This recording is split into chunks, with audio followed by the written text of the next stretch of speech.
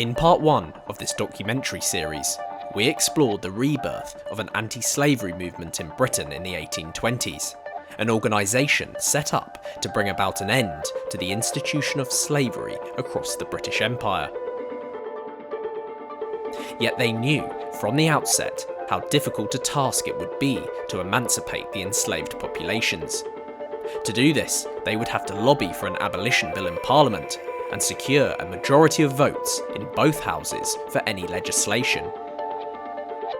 The trouble with this was the fact that Parliament remained a hotbed of conservative members of the West India interest, men who supported the institution of slavery and held vested interests in upholding it. In many ways, abolitionists faced a near impossible task. They had to convince well-connected and powerful MPs, many of whom owned property in the West Indies and indeed slaves, to terminate the very foundation of their fortunes. It would take some time, but in 1833, Britain would abolish slavery in its dominions. But how was the seemingly impossible achieved? And what events led up to one of the most significant pieces of legislation in British history?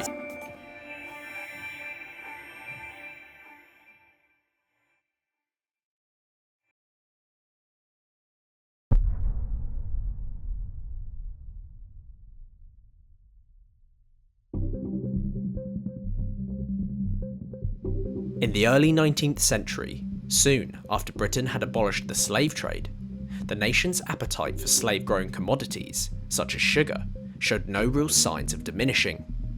All social classes were now consuming sugar frequently. It was this commerce, the trade in sugar, that had benefited so many in the metropole and financed the British Treasury in the form of taxation and import duties. It funded industrialisation, numerous commercial projects, and provided the capital for investment. West Indian proprietors continued to increase the scale of their production and exports to Britain. It was evident that the Abolition Act of 1807, which had outlawed the slave trade, had not hindered their ability to do this. In fact, overall production of sugar from the British West Indies rose considerably after the Napoleonic Wars. Unfortunately for planters, however, this sheer scale of production, at least by the 1820s and early 1830s, was beginning to exceed Britain's demand. Proprietors in the West Indies continued to increase production in this period, not because demand was continuing to grow exponentially, but because the price of sugar had fallen dramatically. According to one planter, the price of sugar had fallen from £3 per hundredweight in 1814 to 22 shillings per hundredweight in 1831. This dramatic fall in price was forcing planters to try and achieve economies of scale by increasing production to the extent at which they could still maintain the levels of profit they had enjoyed in the early 19th century. You see, at this point, many planters, as entrepreneurial as they may have considered themselves, were not at all attuned with the founding principles of microeconomics. Judging by the emancipation debates of the 1830s, proprietors were well aware that due to an excess supply of the commodity, a sugar glut now existed in the colonies. But this did not stop them from continuing to increase exportation. In tune with the natural laws of supply and demand, by exporting excess sugar back to Britain, they were themselves causing the price of the commodity to fall even further. The lower the price, the more they exported. And so, a vicious cycle developed. Those in the West India interest were either blind to or simply in denial of this fact. In their eyes, it was the increased competition from abroad that was to blame for the lowering of sugar prices and their dwindling economic prosperity. Newly established crown colonies such as British Guyana, alongside foreign colonies such as Cuba and Brazil, both of which still had access to the slave trade, achieved lower production costs and undercut the price of West Indian sugar within the European market. This well-acknowledged fact infuriated planters and pro-slavery MPs even more so, with talks of emancipation looming. It would be grossly hypocritical, they claimed, for those who promoted free trade to wish for emancipation while simultaneously purchasing cheaper, slave-grown sugar. But this was an era in which ideas of free trade were overtaking the old established system of monopolistic privilege. Arguably encouraging the West Indian planters to overproduce was the exclusive monopoly they had on the British sugar market. Sugar producers from the West Indies continued to be protected in the home market by a differential duty against foreign producers. This monopolistic privilege was now not only damaging the Caribbean colonies, it was no longer working for the British consumer.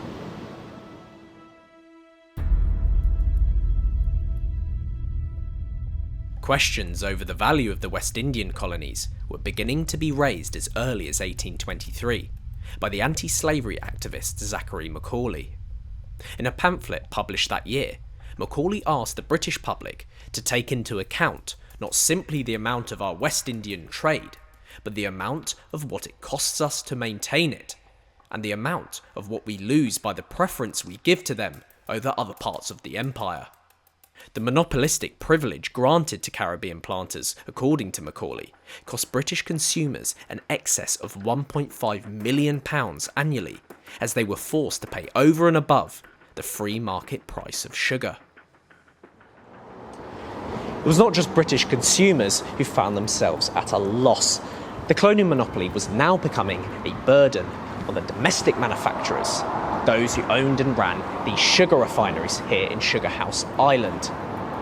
The sugar refining industry in particular suffered extensively from the protective tariffs that were imposed on foreign sugar, obliging them to purchase the higher priced West Indian equivalent. This was increasing their production costs and hazarding the saleability of their refined sugar in the European markets. Sir William Clay, who became MP for Tower Hamlets in 1832, argued that sugar refiners within Britain were now overwhelmed with ruin from no other cause than being compelled to use only sugar which was produced in the British colonies. And so, as Macaulay stated, instead of being a source of wealth to Britain, the West Indian colonies were now a dead weight upon it, a source of enormous expense without any adequate return. The first pillar upholding the institution of slavery was slowly withering away. Notions of free trade were on the rise, and so were notions of free labour.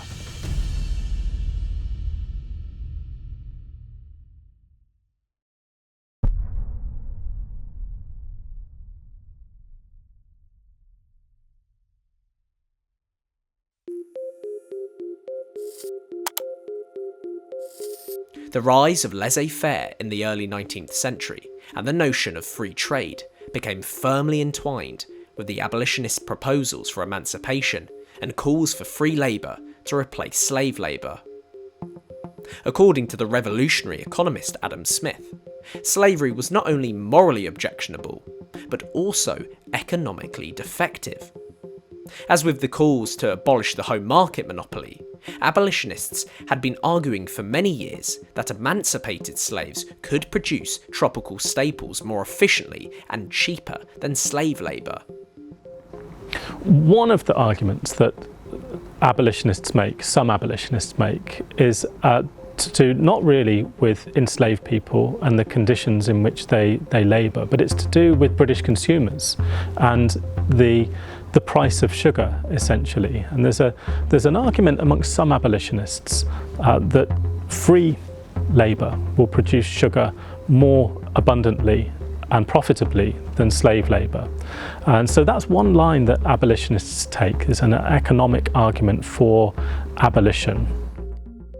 Central to these claims was the idea that a healthier and more natural relationship existed between free labour and wealth creation. Emancipated workers would be committed within the capitalist model to the individualistic desire for self-improvement and advancement in society. Within the parliamentary debates, Edward Stanley would expand upon these sentiments. The colonial secretary exclaimed, contrary to the common belief of the West India interest, that slaves were not destitute of that spring of ambition which belonged to other people, that they were desirous, like others, of rising in the world. Slaveholders, of course, continue to argue that their institution is profitable and economically important to Britain, that these colonies are part and parcel, essentially, of the wider British imperial economy, and that they pay dividends to Britain. One of the arguments that abolitionists come back against that with is that they believe, based often on ideas that derive from Adam Smith's thinking, that free labour ought to be more profitable and productive than slave labour. So their argument is that these colonies, valuable British possessions, will be more productive British possessions with a free labour regime rather than a slave labour regime. Here, Adam Smith's revolutionary ideology had significantly bolstered the anti-slavery campaign, with the colonies now becoming more of a burden on the metropole as opposed to its greatest source of wealth. Abolitionists were able to incorporate these capitalistic values within their argument. Tried and tested in the East Indies, free labour was simply more efficient and was likely to be the only way in which planters would be able to escape the economic sinkhole that they were in. Central also to this argument was the idea that slave labour was becoming more and more unstable and that free labour was a safer alternative. Planters disagreed with this, of course, but it would be increasingly difficult to challenge this proposition after the events which occurred in Jamaica over Christmas in 1831.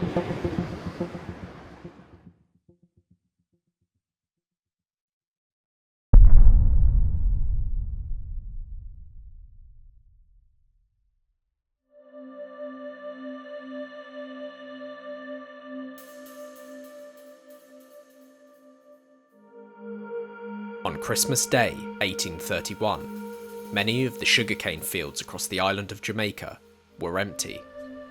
Over 60,000 enslaved workers had intentionally chosen this day, when a large majority of proprietors had travelled to the towns and cities to strike. Their demands? Simply a working wage. Within a few days, however, this protest would evolve into a full-scale, violent insurrection. The Christmas Rebellion, which took place in Jamaica at the end of 1831, was a protest against slavery by enslaved people, and it's a protest against the system by those people on their own terms. And essentially what happened is, in the western part of Jamaica, particularly the parish of St James, large numbers of enslaved people, we're talking about thousands of people, refused to work. They put down their tools. In most instances, they left their home property, usually a sugar estate, but other properties are involved as well, and they refused to comply with their masters.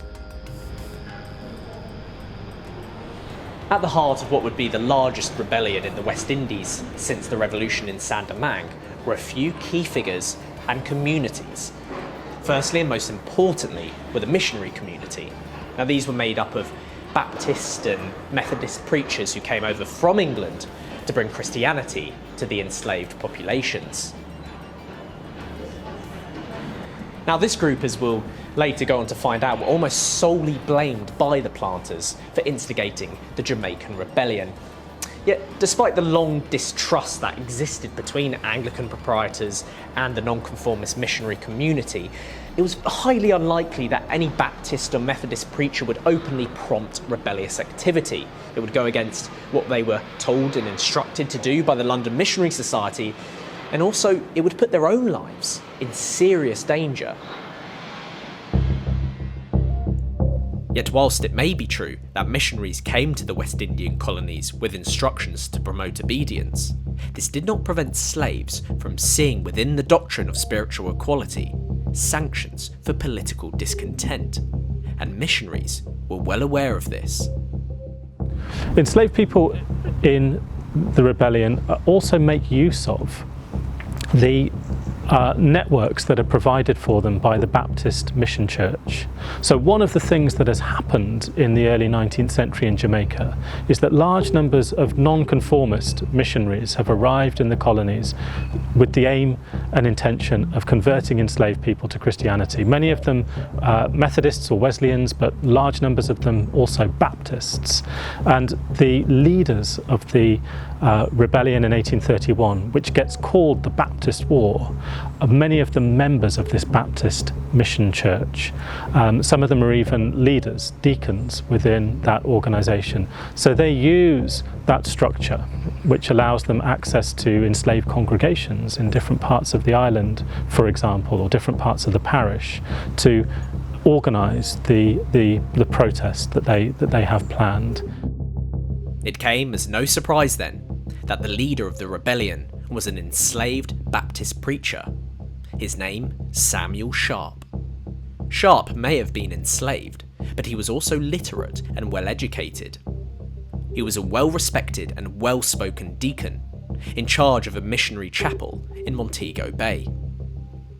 Inspired by the nonconformist missionaries who had travelled to the West Indies, Sharp was not blind to the inherent contradictions that existed within the horrific institution.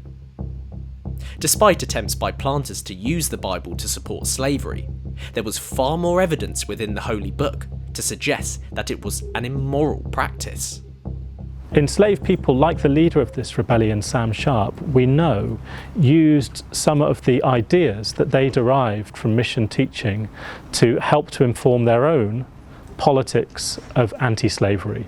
So they used some of the teachings of Baptist missionaries to help shape their thoughts and ideas about how the institution of slavery should be opposed. So, for example, the idea that no man can serve two masters is used as rhetoric by these enslaved people, putting to their own uses the ideas that come from this white missionary group.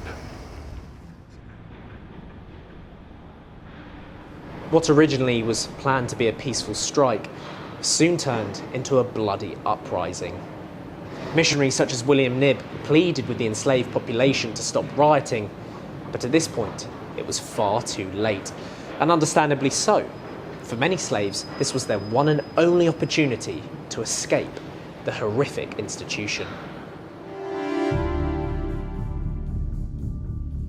Between the 25th of December 1831 and the 4th of January 1832, up to 60,000 enslaved people across 300 estates on the island burnt down buildings and warehouses full of sugarcane. One of the things that the enslaved rebels do, which we know from their actions, is focus their attention on property, and particularly on buildings, and on those parts of the estates that are especially associated with their exploitation. So, for instance, at the centre of every estate there is a mill for grinding the sugar cane, and then other buildings that are associated with processing that cane. This is the sugar that they spend all year farming in the fields and then hauling to the mill to be processed for the profit of their masters. And so they attack those parts of the estate, and those are really expensive pieces of machinery and pieces of real estate, and they cost a great deal when they're destroyed. So this is one of the things that happens in the rebellion, particularly using fire to attack those parts of the sugar estates. The rebels had timed their action well, when many planters resided in the towns for Christmas. When the terrifying news had finally reached them, the island's militia, made up of planters, merchants, shopkeepers and other white colonists, attempted to repel the violent mob, but they were overwhelmingly outnumbered. Some groups of enslaved people confront the white militia in the interior of St James Parish, and there is a big fight between enslaved insurgents and the militia at one particular plantation called Montpellier. And this is how the rebellion begins. Essentially, it's a mass strike by the majority of the enslaved people that take part. But there's also these confrontations that take place between some groups of armed slaves and local white militiamen.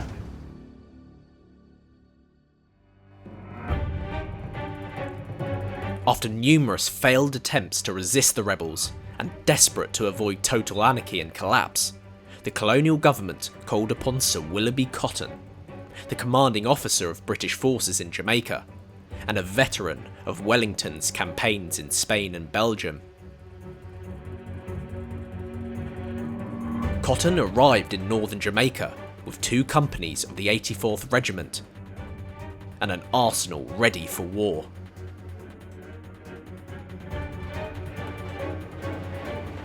For many slaves, the arrival of the King's troops was enough of an indication that their dream was over, and left them little choice but to return to work. For numerous rebels, however, they had reached the point of no return. They continued to pillage across estates on the island, damaging hundreds of thousands of pounds worth of property, crops and assets. It was upon these rebellious slaves that the most ferocious crackdown and backlash was directed. So the rebellion is a really big and important event, but it's very quickly suppressed once British troops arrive in the district of Western Jamaica in January of 1832. And this leads to an end to that mass strike, and those troops with the militia then sweep into the countryside and begin to defeat and capture some of the more die-hard rebel leaders. The rebellion caused over £1 million worth of damage across 300 estates, close to 100 million in today's money. With damaged property, 14 white colonists dead, the island was now under martial law. So it's an event that's very big, but it's also an event that ends fairly soon, and with immense cost to those enslaved people who took the decision to rebel. So we know that about 200 enslaved people were killed during the suppression of the rebellion, many of them killed in cold blood during the fighting or after the fighting, and that 300 or more were executed after really hastily convened courts-martial after the rebellion. So more than 500 enslaved people lose their lives as a result of the rebellion, many of them in extremely grisly fashion. And although this is a rebellion that's taking place in the 1830s, many of the sorts of things that we associate with 18th century slave rebellions, including enslaved people who'd been executed having their heads placed on pikes as a warning to others, is a feature of the aftermath, the brutal aftermath to this uprising. Sam Sharp was one of those condemned to death by rope. He was hung in Market Square, Montego Bay, on the 23rd of May 1832. Yet even the execution of the rebellion leader did not quench all white planters' thirst for revenge. For many proprietors, capital punishment was in no way sufficient retribution for what had happened. Once initial fears were overcome and the immediate uncertainty of the uprising had passed, planters smelt blood. They relished the opportunities that the uprising had presented to settle old scores of missionaries and repress the enslaved population. The first response of white slaveholders in the district of the rebellion is to vent their fury against enslaved people, and we see that with the mass killings that take place. But quite soon after, they turn their attention to the missionaries. They blame the missionaries for starting the rebellion. To the slaveholders, their view of the world is such that they can't bring themselves to believe that enslaved people were capable of organising such a large-scale event, and they decide that it must have been the nonconformist missionaries, the preachers, who put them up to it somehow. And they begin to attack mission churches, they destroy mission churches and chapels, they physically attack and abuse white missionaries. Some of them are forced to leave the island. So there's an organisation that begins to emerge in this aftermath that they call the Colonial Church Union, which is organised around the Anglican Church, and it's not a particularly Christian organisation, and in many respects, in fact, it's the opposite. It's an anti-Christian organisation that is venting this fury against non-conformist missionaries, but it goes under the flag of a colonial church union because it's really difficult for slaveholders to argue that they're against Christianity per se.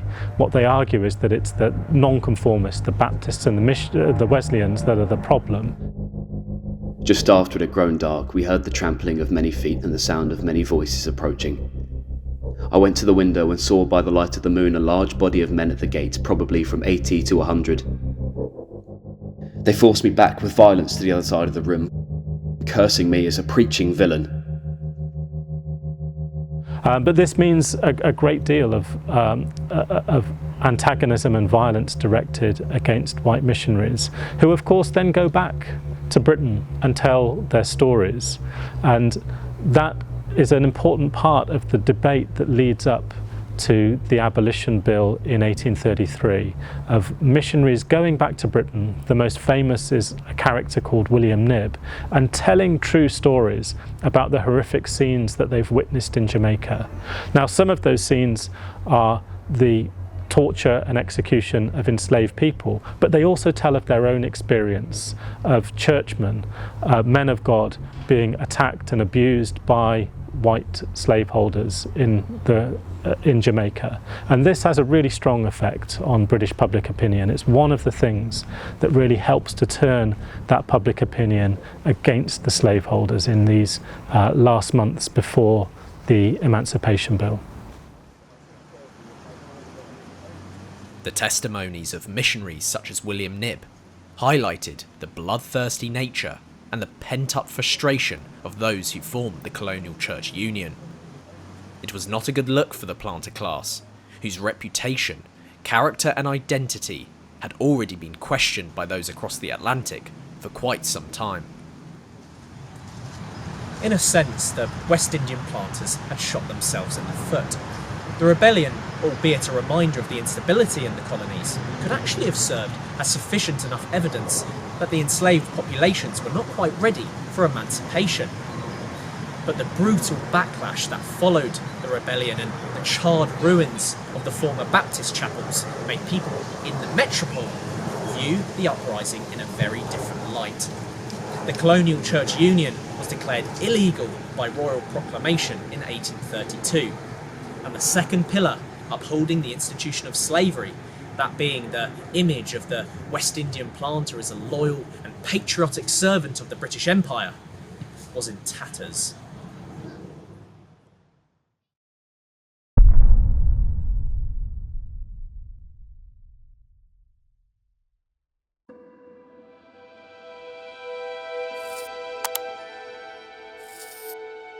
In 1828, Arthur Wellesley, the Duke of Wellington, was 58 years old. He was greyer, thinner, and increasingly deaf, but he had retained the patrician bearing and self-confidence with which he once bestrode the battlefields of Europe. Since Lord Grenville's Ministry of All Talents had abolished the slave trade in 1807, the Tory party had not failed once to win an election up until this point. There had been quite a selection of Tory Prime Ministers in that time, however, due to internal fractures in the party and the ill health of those such as George Canning, who died as Prime Minister in 1827, and the ill fortune of Spencer Perceval, who became the first and only Prime Minister of the United Kingdom to be assassinated. After Canning's death and the failure of Viscount Goderich to bring together Canning's fragile coalition of moderate Tories and Whigs, King George IV turned to the only man he thought could steady the ship. That, of course, being the Duke of Wellington. Arthur Wellesley had experience in government, but he was in no way a conventional politician. What he was, though, much to the delight of the West India interest, was a man extremely hostile to any slight mention of reform, whether that be parliamentary, religious or colonial. He was, alongside his most trusted lieutenant Robert Peel, adamantly opposed to the prospect of emancipation in the West Indian Colonies, and would become one of the anti-slavery society's fiercest critics.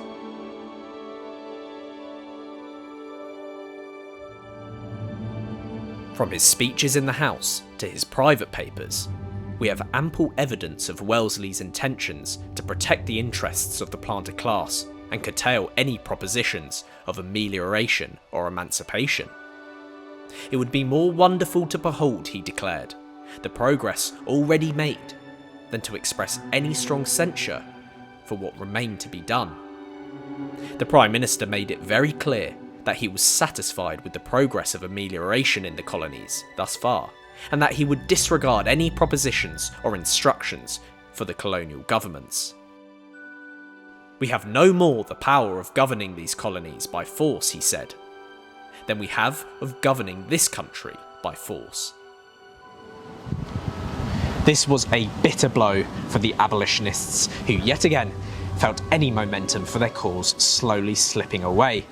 The Duke had made it very clear from the start that he had no intention of taking further steps to ameliorate the conditions of the enslaved populations in the West Indies, other than falsely exemplifying those measures already put in place.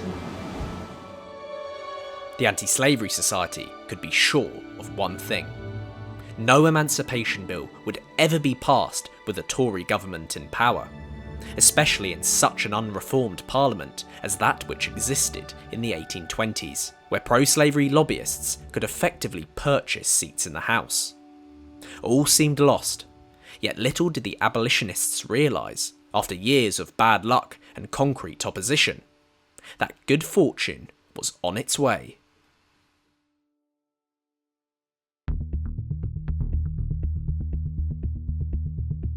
After 23 years in government, the fractures within the Tory party were quickly becoming detrimental to Wellington's administration.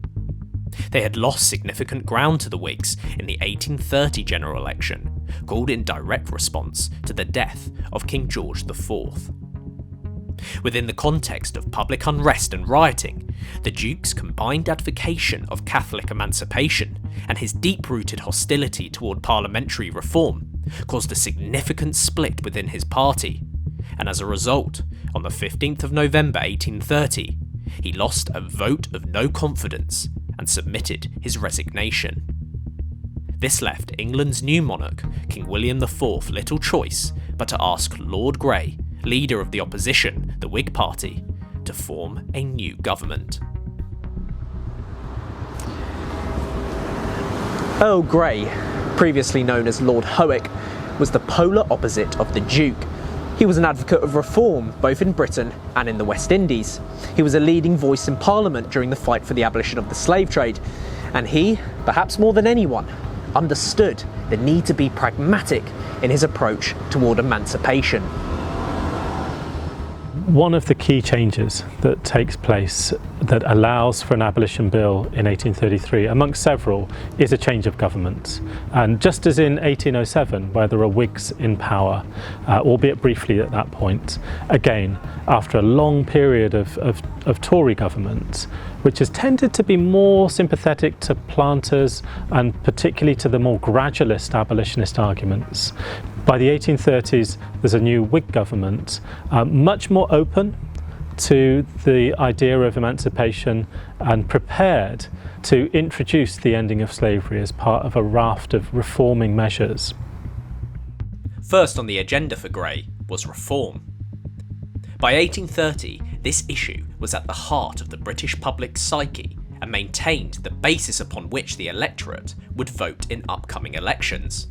It was one of the main reasons Wellington was forced to resign, and it would be the reason the Whigs would soon control and later dominate the House of Commons.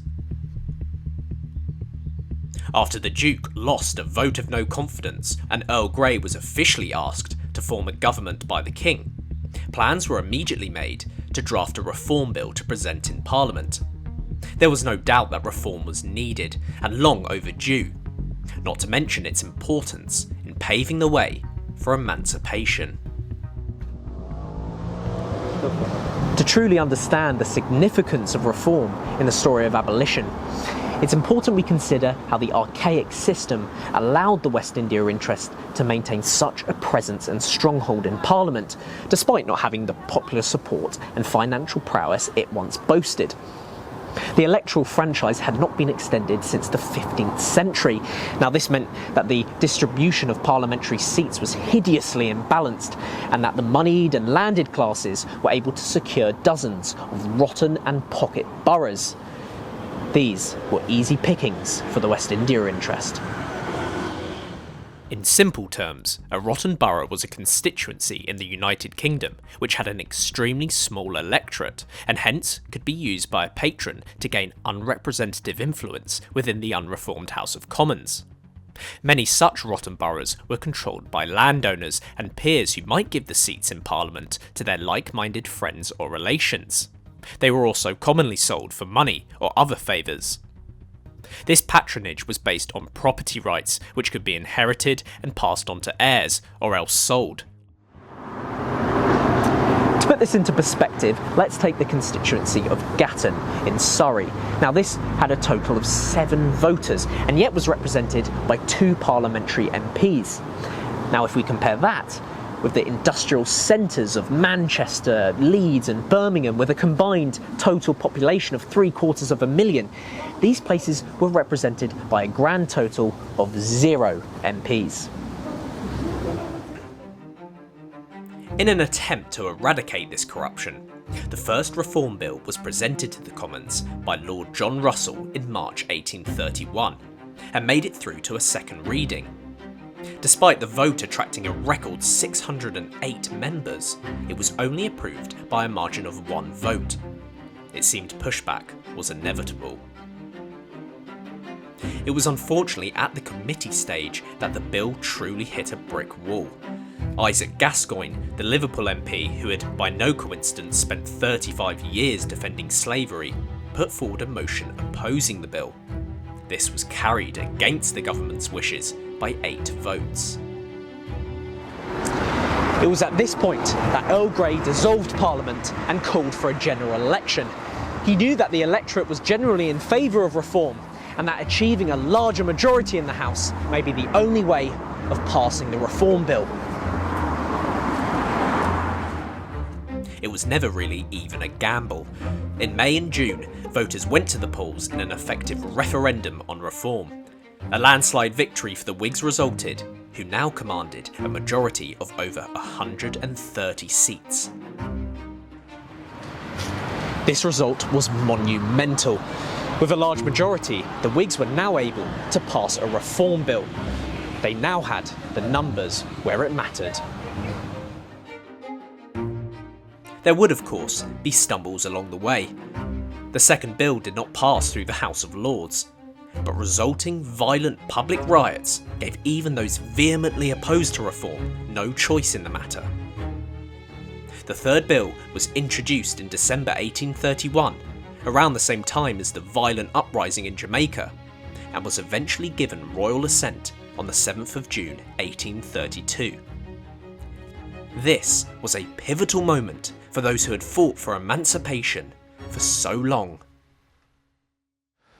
So some West Indian MPs are members of Parliament for rotten boroughs, essentially bought seats in Parliament, and one of the effects of the 1832 Reform Bill is to change this system, and it means that after 1832 there are far fewer, or at least significantly fewer, West Indian MPs in Parliament. And of course what I mean by a West Indian MP is a member of that West India interest, a planter or a merchant deriving a large share of their income from properties in the Caribbean. And so that group is much less of a parliamentary powerhouse than it had previously been by the time that Parliament is debating finally full emancipation in the 1830s. The abolitionists were now in a position of unrivalled strength. They had removed the final obstacle in the way of emancipation, the vicious presence of the West India lobby in Parliament. The third and final pillar had fallen.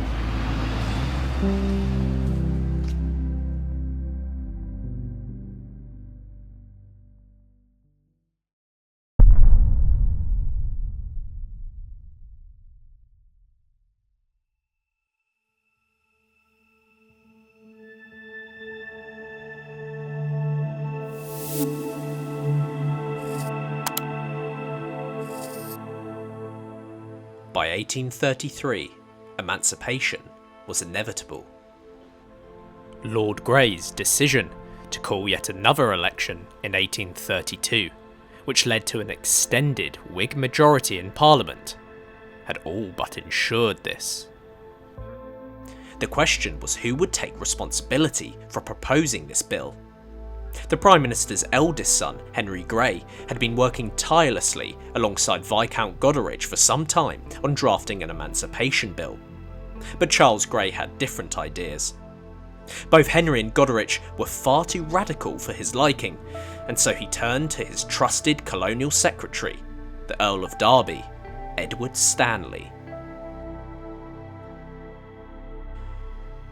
A rising star in the political sphere, Stanley was a more attractive candidate in terms of retaining the support of the moderate Whigs and liberal Tories, not only for the bill, but also for the Whig government in general. He was admittedly one of the most conservative of Grey's ministers, and his approach to drafting a slave emancipation bill would certainly reflect this fact.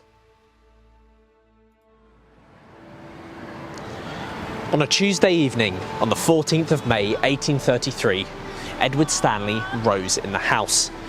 The chamber was full. His ministerial proposition for the emancipation of slaves had been preceded by a great deal of boisterous and unruly behaviour. But once the chamber quietened down, Stanley proceeded. Sir, I feel most anxious on account of the responsibility which devolves upon me.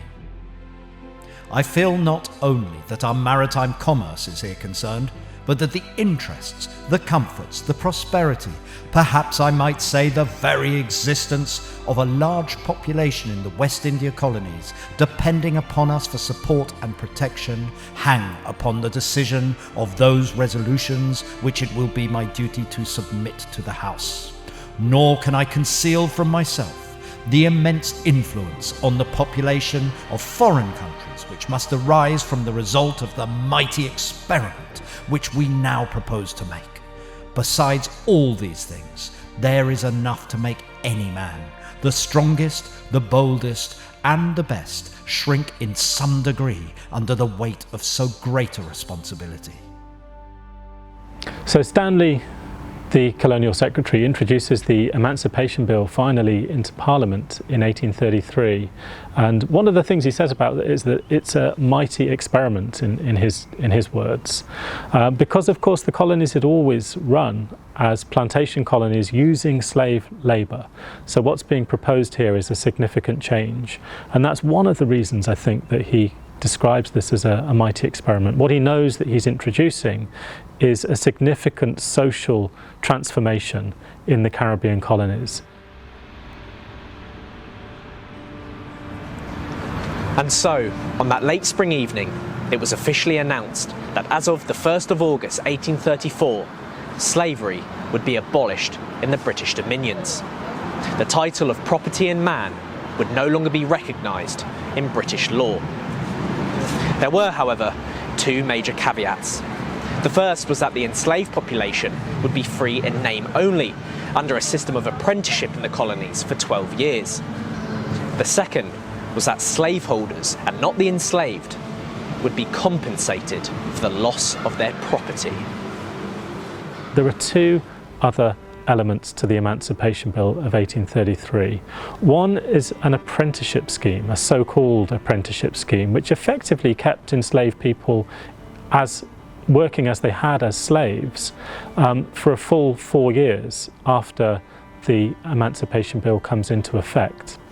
The other is compensation, which really recognises the slaveholders' arguments about slavery and property. Slaveholders had argued throughout this process that to end slavery would essentially, in their view, be to rob them of what they called their property, enslaved people. And the compensation part of the bill recognises the validity of that claim and essentially pays them off for the freedom of enslaved people. And so it's a really important part of the bill, and it helps in the sense that a number of MPs who are slaveholders are willing to vote for this bill. But I think more importantly, it's the part of the bill that allows for colonial legislatures to reluctantly, begrudgingly accept the reality that they need to ratify this legislation, and they do. You know, where there is a legislature, it passes through the colonial legislature in Jamaica, in Barbados. Compensation is the way that that's done. That's how the wheels of this piece of legislation are oiled, and it's how it becomes possible to get it through. Essentially, the planters are bought off.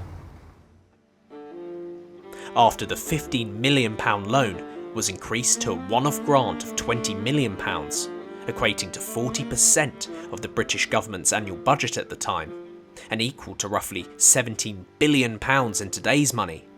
Only the most pragmatic of abolitionists avoided a feeling of utter anathema at the prospect. Even if providing compensation was the only practical way of emancipating those in the Caribbean, it was in itself an acceptance that slaves were property that could be bought off. This went against all that they had campaigned against for decades. After voting for compensation in order to push emancipation through, Thomas Buxton exclaimed, "I did it only to save bloodshed. That was my motive."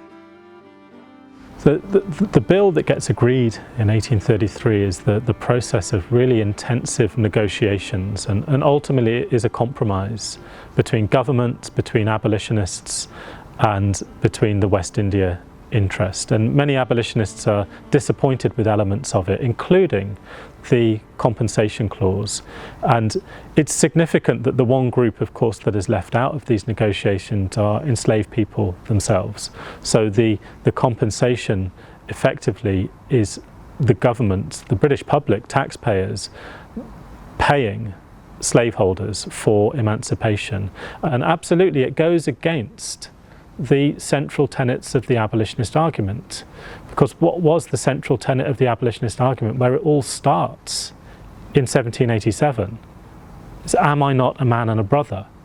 And the Emancipation Bill of 1833, whilst it concedes many of those abolitionist arguments and accepts them as persuasive, still treats enslaved people in some way as though they were property.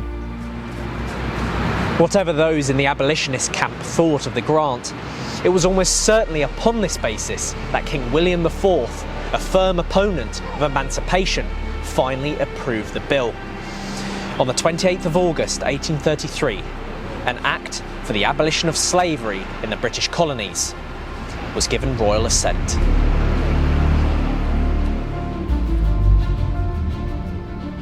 Of the 12 men who had founded the Society for effecting the abolition of the slave trade, only one had survived to see the whole institution collapse, a certain Thomas Clarkson. His close ally and linchpin of the abolition movement, William Wilberforce, had sadly died just a month before the act was given royal assent, although upon his deathbed he was undoubtedly secure in the knowledge that emancipation was to occur in the near future. It had been a long and hard battle for abolitionists. As in the run-up to the ratification of the 1807 Abolition Act, abolitionists who sought to end the entire institution of slavery met fierce opposition on both sides of the Atlantic. To terminate the slave trade was one thing, but to end an institution in which so many people had invested so much in every sense of the word would be to utterly ruin what had once been the jewel in the crown of the British Empire. The challenge may have been greater, but the arguments and evidence abolitionists had at their disposal were equally powerful. The West Indian colonies were now a stain and a burden upon the metropole, both morally and financially, and Britain had set its sights elsewhere in the East Indies. Ties between the West Indian colonies and Britain were also becoming increasingly strained. This was not helped by events in Jamaica in 1831 and the brutal backlash that unearthed the true nature of the planter, who could no longer play the victim. Nonetheless, as was the case in 1807, abolitionists also required an element of good fortune and timing. The split in the Tory party allowed a Whig government to rise to power, one determined to see slaves emancipated, and one that controlled an overwhelming majority after the Great Reform Act was passed. Finally, those who called for emancipation had to be pragmatic. If change was ever to occur, judging by the years of disappointment and opposition and delay, concessions had to be made in the form of compensation, no matter the burden upon the nation's conscience. I suppose one question to think about is how might emancipation, as it was decided by Parliament in 1833, have looked from the perspective of enslaved people in the colonies. And we know something about that because, of course, there are all sorts of documents and sources about the kinds of celebrations, for example, that accompany the Emancipation Bill and full emancipation, which finally comes in 1838 after the end of the apprenticeship system. But there are all sorts of ongoing legacies of the institution that we also need to think about even after this very long drawn process of emancipation is finished.